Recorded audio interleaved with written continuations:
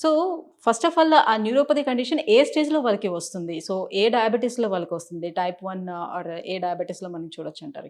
See, neuropathy, diabetic neuropathy, all diabetic patients కి at one point of time start అవుతుంది. Diabetes type 1, type 2 దీనికి సంబంధం లేదు. Sugar వాళ్ళ అన్‌కంట్రోల్డ్ షుగర్ ఉంటే కొంచెం న్యూరోపతి ఫాస్ట్ స్టార్ట్ అవుతుంది. కంట్రోల్‌లో షుగర్ పెడితే maybe after 5 years, 8 years, 10 years తర్వాత స్టార్ట్ అవుతుంది. ఇప్పుడు వాట్ ఐఎమ్ సీయింగ్ ఇస్ పేషెంట్స్కి ఫస్ట్ న్యూరోపతి స్టార్ట్ అవుతుంది.